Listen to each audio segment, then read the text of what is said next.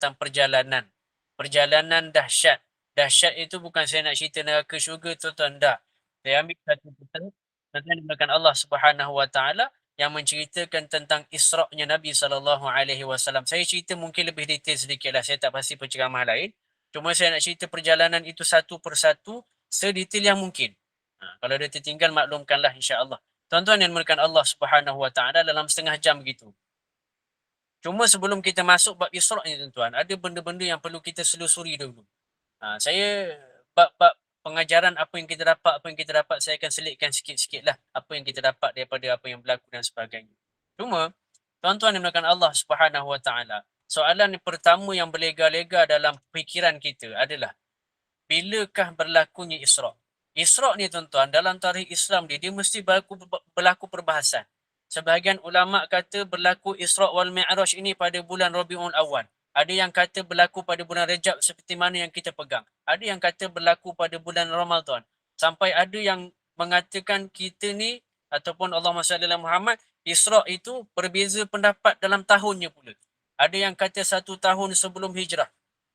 Ada yang kata berlaku 6 bulan sebelum hijrah. Ada yang kata berlaku 3 tahun sebelum hijrah. Dan yang paling jauh sekali tuan-tuan menekan Allah Subhanahu Wa Taala, ada yang sebut Isra' wal Mi'raj ini berlaku 5 tahun sebelum hijrah.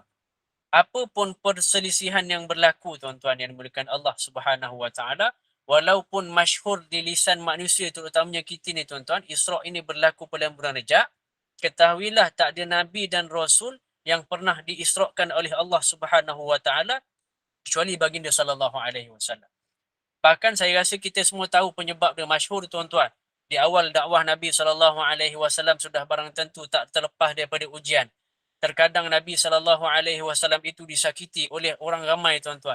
Tapi disebabkan sekitar Nabi ketika itu masih ada yang masih menyayangi Nabi sallallahu alaihi wasallam. Maka dakwah Nabi ketika itu walaupun kita panggil sedikit demi sedikit, ia diterima oleh penduduk kota Mekah.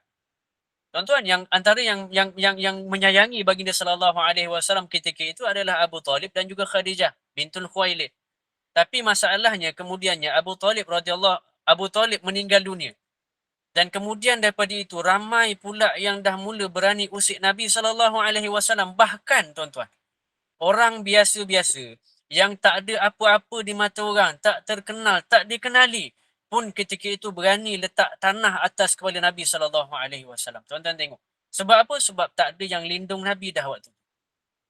Tuan-tuan dimulakan Allah Subhanahu Wa Taala, lepas daripada Abu Talib meninggal dunia, 2 bulan lepas tu Khadijah bintul Khuwailid pula meninggal tuan-tuan. Sampai digelarkan, saya rasa semua tahu tuan-tuan, Amul Hazni. Saya tak nak cerita panjang bab ni tuan-tuan dimulakan Allah Subhanahu Wa Taala. Ditinggalkan oleh 2 orang yang paling berjasa dalam dakwah Nabi sallallahu alaihi wasallam. Maka dengan sebab ini beberapa peringkat dijadikan peringkat-peringkat untuk memujuk Nabi sallallahu alaihi wasallam. Samalah macam kita tuan-tuan. Kita nampak Allah ni macam Nabi ni macam special sangat Allah pujuk. Tuan-tuan, sama je sebenarnya dengan kita. Kita ni tuan-tuan, kita ni kalau pujuk Allah pujuk tu namanya kafarah. Saja je Allah takdirkan doa kita ini dilambatkan makbulnya. Sengaja Allah susah-susahkan kita, tapi dalam keadaan susah itu terjentik nama Allah dalam hati kita tuan-tuan. Ini yang dinamakan sebagai Allah memujuk kita. Tuan-tuan, yang dimuliakan Allah Subhanahu Wa Taala. Nabi itu sallallahu alaihi wasallam Allah pujuk sampai ke tahap ketika sedih itu Allah turunkan surah Yusuf sebagai suatu hiburan, sebagaimana kisah Yusuf alaihi salam ni tuan-tuan. Dulu adik-beradik dia zalimi Nabi Yusuf alaihi salam. Kan zalim macam mana? Buang tuan-tuan, menipu bapaknya, buang pula. Takdirnya tuan-tuan, Al-Aziz, pemimpin ataupun menteri Mesir ketika itu duk beli Sayyidina Yusuf alaihi salam. Tuan-tuan yang dimuliakan Allah Subhanahu Wa Taala, akhirnya pembelian itu menyebabkan Nabi Yusuf alaihi salam menjadi menteri kewangan Mesir. Seolah-olah Allah nak sebut, walaupun Abu Talib meninggal, Khadijah dah tak ada dah tuan-tuan. Tengok Yusuf, kata Allah kepada Nabi sallallahu alaihi wasallam.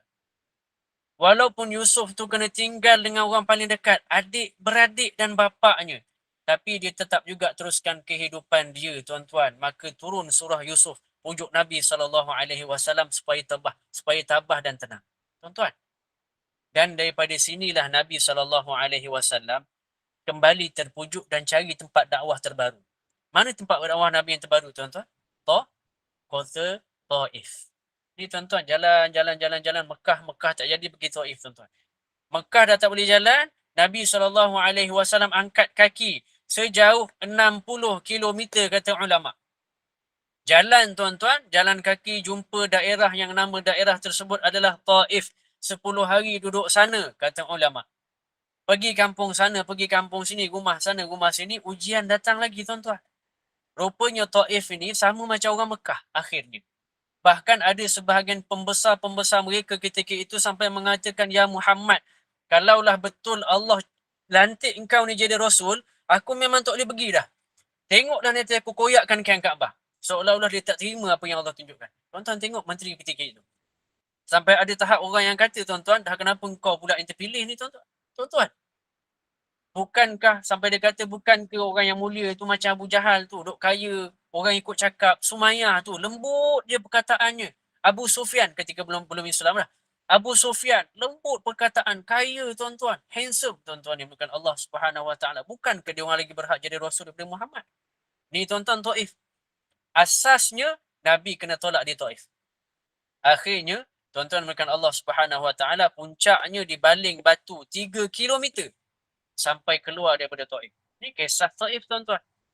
Keluar Nabi SAW dalam keadaan sedih yang terlampau. Saya dah cerita apa yang Nabi doa SAW. Akhirnya, tuan-tuan, tak ada pilihan. Nabi duduk kat sempadan kota Mekah je. Duduk dekat sempadan.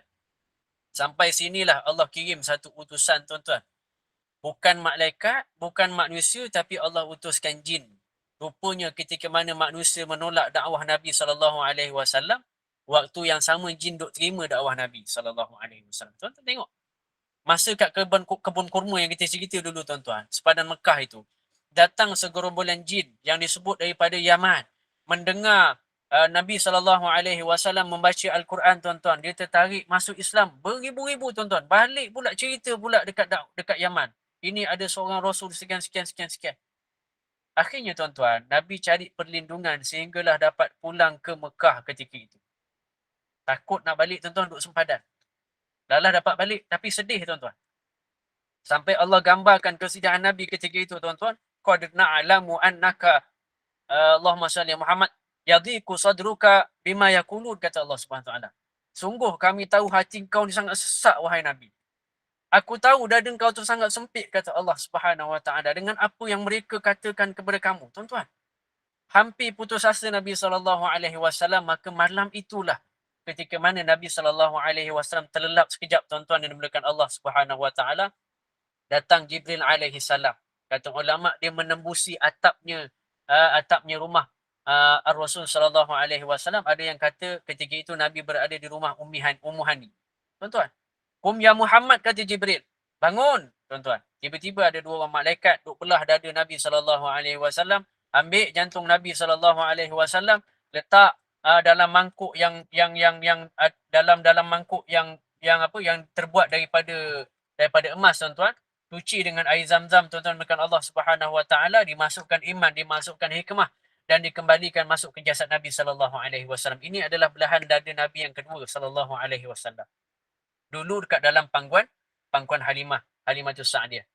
Kenapa, tuan-tuan? Disiapkan dengan sebab untuk menghadapi peristiwa besar yang akan jadi sejarah besar, yang satu-satunya manusia yang melebihi darjat malaikat, bahkan keseluruhan makhluk yang ada, iaitulah perjalanan besar Isra wal Mi'raj.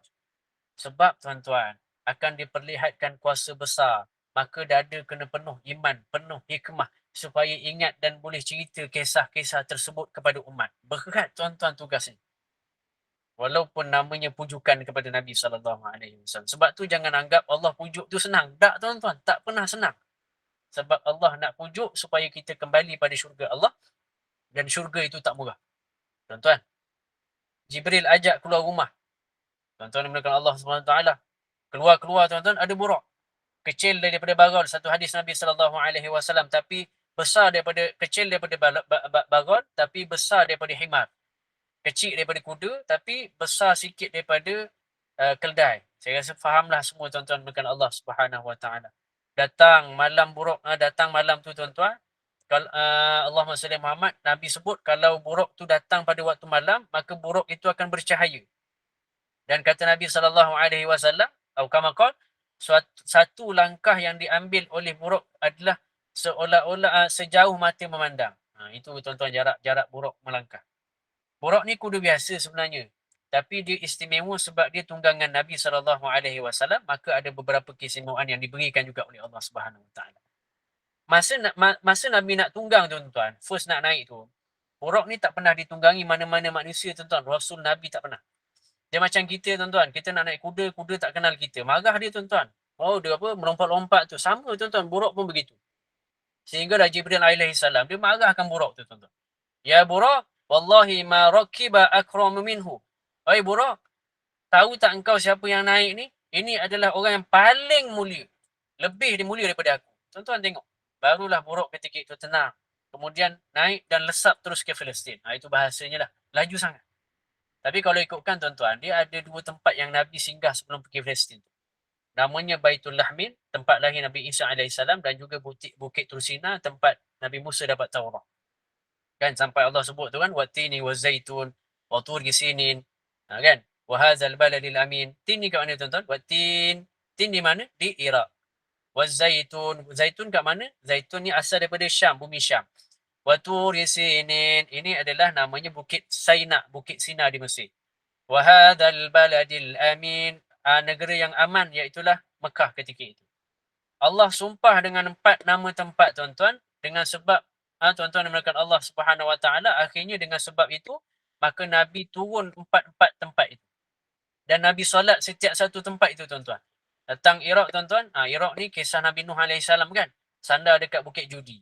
Syam ni kisah Nabi-Nabi Bani Israel dulu. Semuanya turun daripada situ tuan-tuan. Yang last sekali daripada Bani Israel itu Nabi Isa AS. Di Mesir ada Nabi Musa AS. Di Mekah ada Muhammad SAW. Nabi singgah tempat-tempat yang disumpah dalam Al-Quran. Barulah pergi ke Palestin tuan-tuan. Tuan-tuan dimulakan Allah Subhanahu Wa Taala. Memang riwayatnya Nabi solat satu-satu tempat begitu.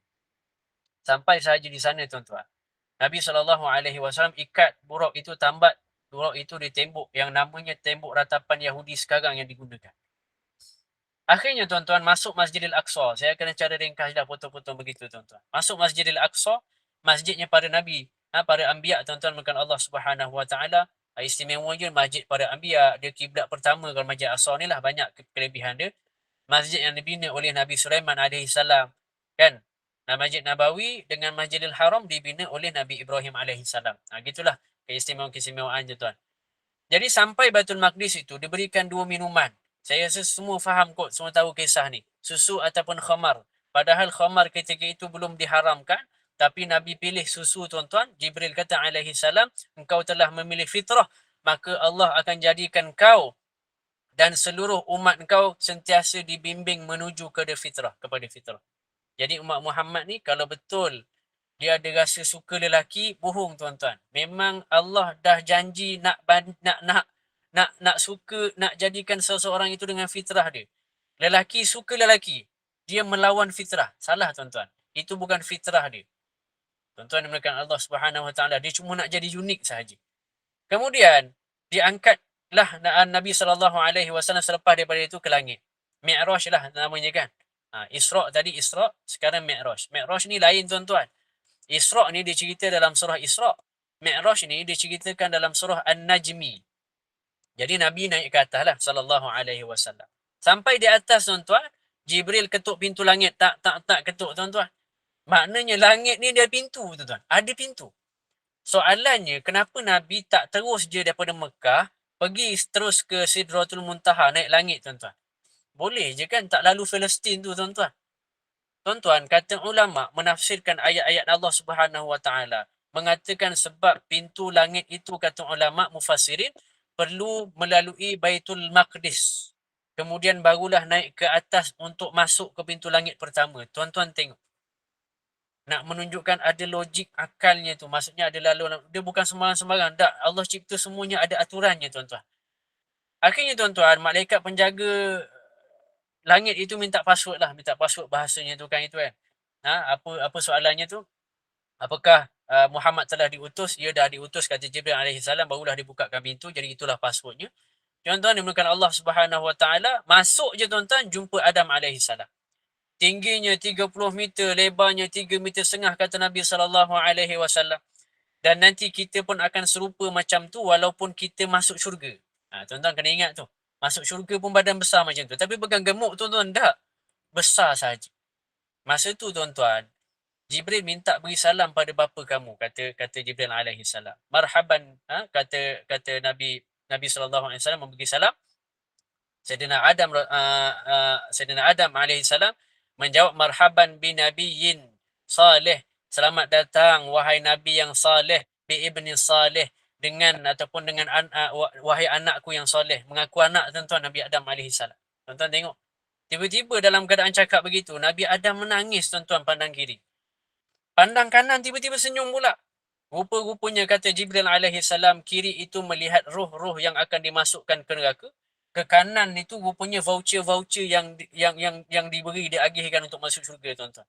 Dan itu yang dilihat oleh Nabi Adam adalah kaum-kaum dia sahaja. Tuan-tuan tengok. Kemudian naik langit kedua.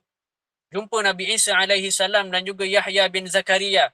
Bagi salam juga. Naik lagi tuan-tuan menekan Allah Subhanahu Wa Taala. Jumpa Nabi Yusuf alaihi salam. Kata Nabi sallallahu alaihi wasallam, Yusuf ini diberkati Allah sebab diberikan separuh daripada ketampanan Adam. Maknanya Nabi Adam lebih handsome tuan-tuan. Tapi perempuan paling cantik adalah, kata ulama, Siti Sarah, Sayyidatina Sarah. Tuan-tuan menekan Allah Subhanahu Wa Taala, tercantik dunia. Dan kata ulama, sebab dia mewarisi separuh daripada kecantikan Hawa. Sebab Hawa dengan Adam dicipta di syurga tuan-tuan. Naik keempat, jumpa Nabi Idris alaihi salam. Nabi baca tuan-tuan, wa rafa'nahu makanan 'aliya. Nabi kata sallallahu alaihi wasallam. Nabi baca Quran tuan-tuan. Allah naikkan kamu wahai Idris alaihi salam di tempat yang sangat tinggi. Iaitulah satu-satunya Nabi yang wafat di langit, Nabi Idris alaihi salam. Nabi terus naik kelima tuan-tuan, jumpa Nabi Harun alaihi salam. Tuan-tuan, Nabi Harun ni bukan Nabi dulu dia tuan-tuan. Nabi Harun ni dulu, dia orang soleh je. Tapi yang angkat dia jadi Nabi adalah Musa alaihi salam. Sebab Musa ni dia pelat sikit ataupun dia sebut gagap sikit dalam bercakap. Adapun Harun ini alaihi salam, dia orang hebat pidato.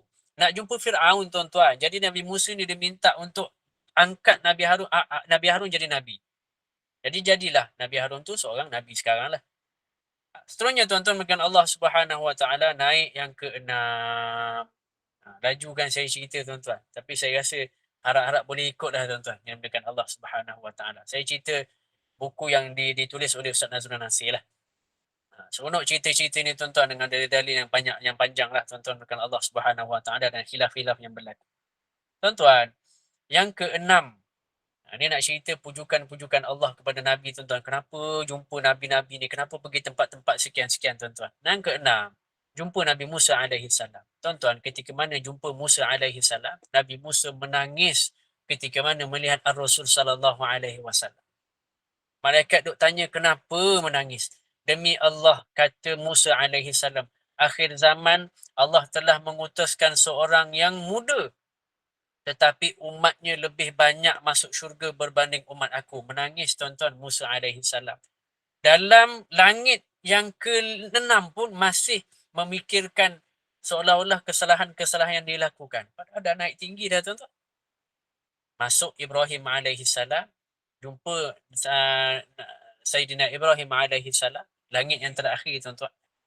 Dan Nabi Ibrahim ini adalah orang yang paling mirip dengan Nabi sallallahu alaihi wasallam. Yalah kan, Nabi Ibrahim ni abang-abang je kan. Ibrahim ni ada dua anak alaihi salam, alaihimussalam.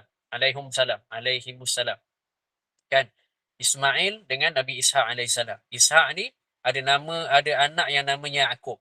Jadi keturunan Yaqub ini semua dipanggil sebagai Bani Israel.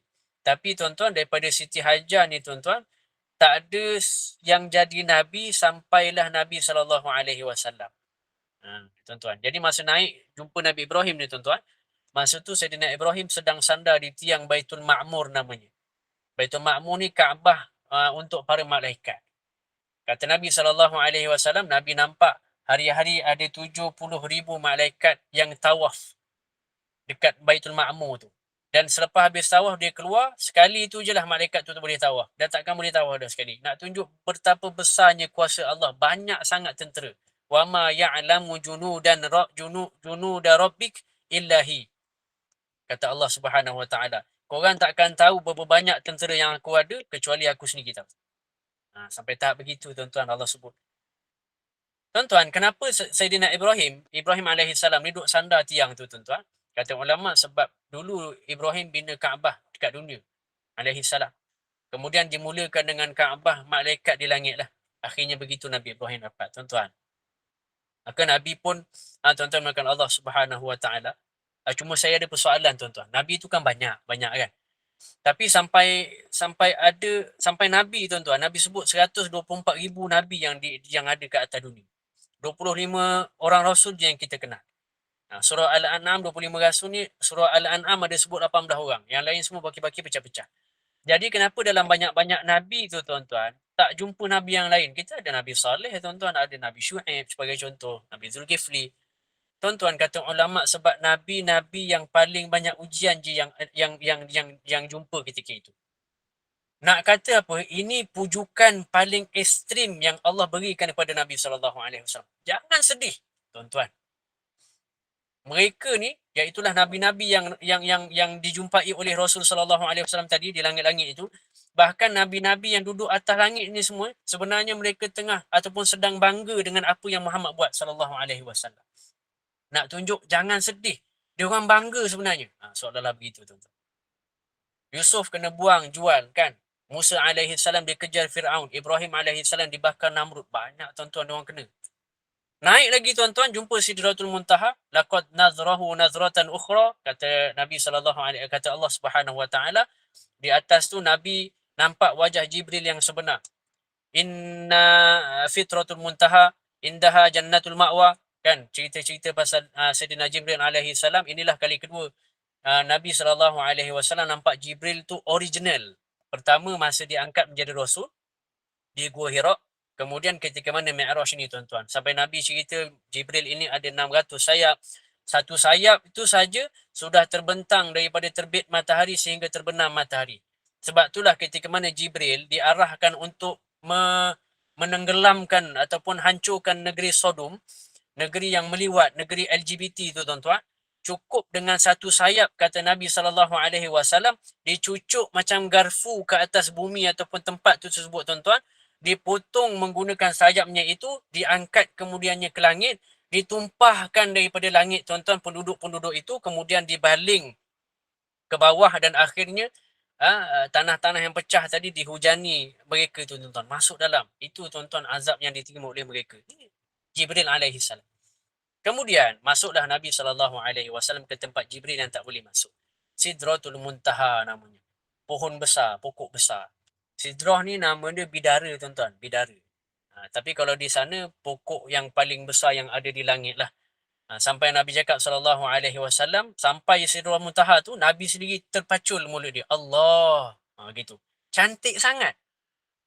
Penuh emas pula kata Nabi pokok tersebut, sampai Nabi ni kata tak boleh nak ceritakan langsung dah kecantikan pokok tersebut. Tak boleh nak cerita, tak pandai nak cerita dah tuan-tuan berkat Allah Subhanahu Wa Taala. Maka tuan-tuan berkat Allah, muntaha ni apa? Muntaha ni hujung sesuatu. Sebab kita panggil dah tak ada atas lagi lah. Sidratul Muntaha tu paling habis dah, paling atas. Maka ulama kata bukan maksudnya dah tak ada apa kat atas, bukan tuan-tuan. Allah Maha Kuasa tuan-tuan. Yang maksud muntaha ni adalah penghujung ilmu makhluk. Makhluk boleh tahu sampai situ je. Yang atas-atas tu dia mikir dah. Habis dah tuan-tuan. Cuma tuan-tuan, apa yang Nabi dapat dekat sini tuan-tuan sallallahu alaihi wasallam. Maka kat sini Nabi dapat berdialog tanpa penterjemah. Tuan-tuan tengok. 3 orang je yang dapat bercakap dengan Allah tanpa penterjemah. Siapa dia? Adam alaihi salam yang pertama, yang keduanya Musa alaihi salam, yang ketiga Muhammad sallallahu alaihi wasallam. Tuan-tuan, perintah langit ni perintah berat. Jadi Nabi ni bercakap dengan Allah tu terima perintah. Nabi Musa alaihi salam dapat perintah lembu tuan-tuan. Kisah Bani Israel kan. Lepas tu jumpa Fir'aun pun juga perintah tuan-tuan. Perintah langit ni perintah berat. Perintah direct daripada Allah, perintah berat. Nabi Adam alaihi salam perintah untuk jangan makan buah khuldi. Khuldi itu sebenarnya syaitan yang namakan tuan-tuan. Muhammad sallallahu alaihi wasallam, Nabi Allah direct pergi solat. Ibadah lain semua kat bumi melalui perantara Jibril, tuan-tuan. Maka solat ni lah jadi benda pertama yang akan dihisap di hari kiamat. Sampai Aisyah radhiyallahu anha kata, kisah bab solat Nabi ni, tuan-tuan, lam ya'rifha wa lam ya'rifhu. Kalau nak solat tu, sampai Nabi ni seolah-olah tak kenal langsung siapa depan dia dah. Tak ada, tuan-tuan. Sebab Nabi tu perhatian sangat dengan solat. Kan, amana rasul bima unzila ilaihi min rabbih wal mu'minun. Selain daripada solat, Nabi juga dapat ayat tu di atas Sidratul Muntaha tersebut lah. Bertemu dengan Allah. Allah beri 2 ayat terakhir surah Baqarah. Itulah yang Allah bercakap dengan Nabi SAW. Habis, tuan-tuan. Tuan-tuan Allah. Dan yang ketiga, dia ada 3 benda yang Nabi dapat atas. Satu solat, yang kedua 2 ayat terakhir Baqarah, yang ketiga Nabi dijanjikan umat kita ni, umat Muhammad ni, siapa pun yang meninggal selagi mana tidak syirik, dia akan masuk syurga. Kemudian habis 3-3 yang Allah janjikan itu, kemudian turunlah Nabi SAW. Ketika turun itu, tuan-tuan, Allah arahkan malaikat turun sekali yang ramai-ramai. Semua malaikat turun ke Baitul Maqdis, kata Allah. Turun ke Palestin. Turun, tuan-tuan. Solat mereka semua. Dan solat ketika itu diimamkan oleh Nabi SAW. Sayyidina Muhammad, di situlah Nabi itu digelar penghulu segala Nabi SAW. Kata ulama, ini isyarat Nabi jadi imam kepada malaikat dan seluruh para Nabi yang ada ketika itu merupakan isyarat bahawa agama Muhammad akan meliputi semua agama para Nabi satu.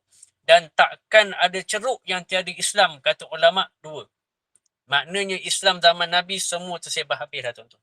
Tak boleh bagi alasan.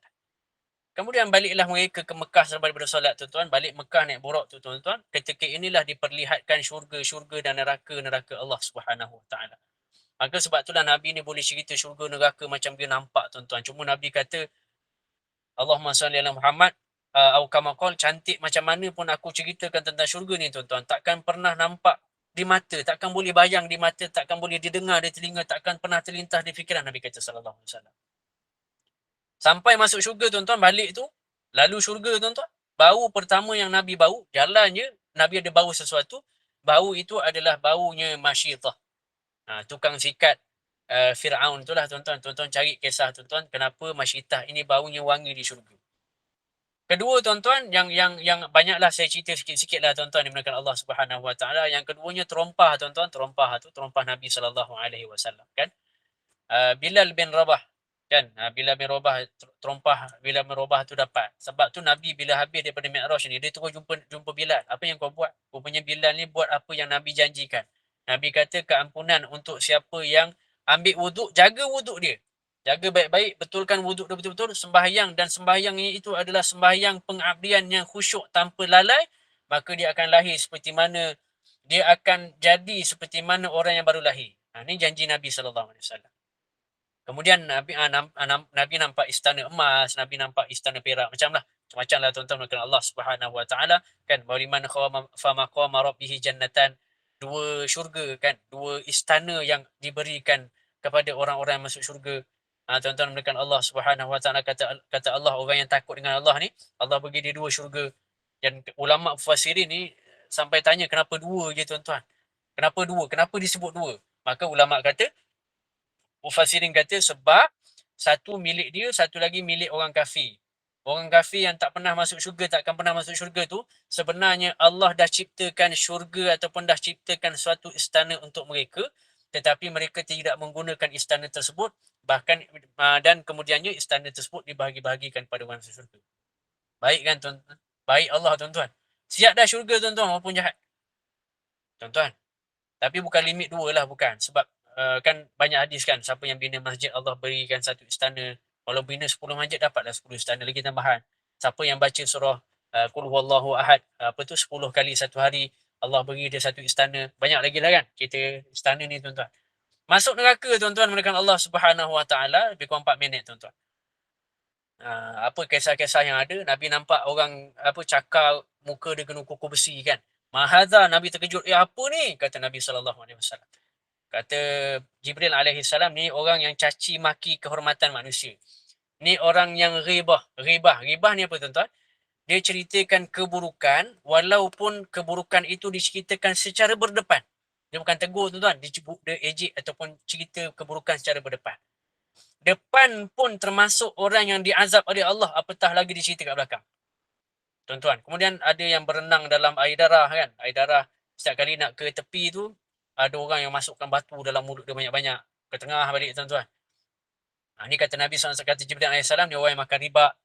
Kemudian ada yang Allahumma salli ala Muhammad, dipaksa nganga kan, nganga mulut, masukkan api dalam mulutnya itu sampai ditelan ke perut. Dan itu kata Jibril AS, itu adalah pemakan anak yatim, pemakan harta anak yatim. Kan Allah katakan orang yang makan anak yatim ni, dia macam orang yang makan api. Banyaklah lagi tuan-tuan makan Allah Subhanahu Wa Taala. Akhirnya kembali ke Mekah. Sampai di Mekah, tertidurlah Nabi SAW sebab terlalu penat tuan-tuan makan Allah Subhanahu Wa Taala.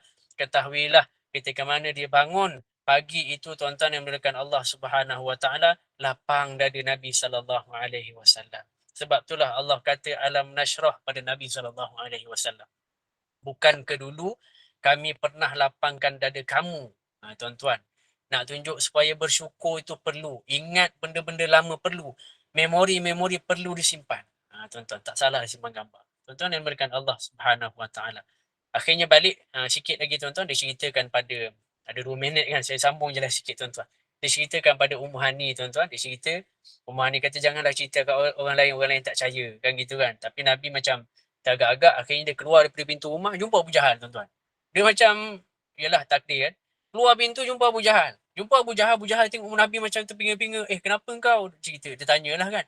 Nabi duk cerita tuan-tuan, malam tadi sekian. Abu Jahal ni tuan-tuan, dia buat macam percaya tuan-tuan. Ya ke gitu tuan-tuan. Dia buat macam percaya, sampailah Abu Jahal kata apa? Meh, tak apalah, aku akan kumpulkan semua orang, mesti semua orang percaya dengan cerita kau ni. Rupanya yang dipanggil Abu Jahal ketika itu adalah semua pembesar-pembesar Mekah untuk berkumpul mendengarkan cerita yang disebut mufassirin sebagai Abu Jahal ini orang yang sengaja mengolok-olokkan Nabi ketika itu sallallahu alaihi wasallam. Ketahuilah apa yang diperolokkan kepada Nabi itu, kemudian Allah perolokkan mereka semula, makin ramai yang masuk Islam. Aku qauli hadza wa astaghfirullahal azim li wa lakum. Saya rasa sampai sini sahaja, 8:59 minit lagi begitu. Saya serahkan semula kepada Allahumma salli ala Muhammad, bunda ataupun kita punya pengurusi yang mulia pada malam ini. Terima kasih. Alhamdulillah, terima kasih Ustaz. Segala puji bagi Allah Subhanahu Wa Taala yang telah memberikan kita hidayah, rezeki dan nikmat dapat bersama-sama pada malam ni. Ya Allah, bersyukur bertuah sahabat-sahabat yang ada pada malam ni. Tak disangka-sangka Ustaz bagi kisah cerita tentang Isra Mi'raj. Memang kita maklum sebelum ni, tapi Masya Allah kita kembali mengingati kisah-kisah sejarah ni ya Ustaz ya. Jadi terima kasih Ustaz atas tazkirah ringkas ini dan semoga Ustaz terus sihat untuk dapat bersama-sama kita lagi pada sesi akan datang. InsyaAllah saya. InsyaAllah. Ya, terima kasih juga kepada para jemaah yang setia bersama-sama dari awal hingga akhir majlis. Jadi saya tak ada nak ulas panjang lah sebab kita pun dah dengar khusyuk sangat. Masa macam tak cukup Ustaz, setengah jam tu tak cukup sangat. Allah. Kalau dapat lebih kupasan dalam, masya-Allah, masa memang insya-Allah ada rezeki nanti insya-Allah saya. Baik insya-Allah boleh. Baiklah. Ya Ustaz? Dah cukup speed dah tu, laju dah tu. Itulah laju tu, dah setengah jam sampai langit ke-7 dah. Alhamdulillah, syukur rezeki Ustaz. Jadi majlis mengucapkan ribuan terima kasih lah kepada Ustaz. Jadi saya mohon maaf lah jika sepanjang majlis ini ada kesilapan dari segi apa-apalah yang lemah tu datang dari saya, yang baik tu hanya dari Allah Subhanahu Wa Taala. Jadi sebelum berpisah, saya serahkan semula majlis kepada Al-Fadhil Ustaz untuk menangguhkan majlis dengan tasbih kafarah dan suratul as. Dengan segala hormatnya dipersilakan. Terima kasih banyak, moga-moga dapat manfaat daripada apa yang sama-sama kita bincangkan tadi. Kafaratul majlis wa suratul asri, subhanakallahumma wa bihamdika nashhadu an la ilaha illa anta nastaghfiruka wa natubu ilaik. Bismillahirrahmanirrahim. Wal asri innal insana lafi khusri illa alladhina amanu wa amilus solihat wa tawasaw bil haqqi wa tawasaw bis sabri. Wa sallallahu ala Muhammad wa alihi wa sahbihi wa baraka wa sallam. Walhamdulillahi rabbil alamin. Terima kasih banyak semua. Terima kasih. Assalamualaikum warahmatullahi wabarakatuh. Terima kasih Ustaz. Waalaikumsalam warahmatullahi wabarakatuh. Terima kasih.